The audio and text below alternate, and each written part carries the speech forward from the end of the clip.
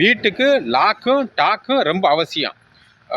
லாக்குண்டா பூட்டு, டாக்குண்டா நாய். ஒரு வீட்டுக்கு வந்து ஒரு பூட்டும் ரொம்ப அவசியமான ஒன்று.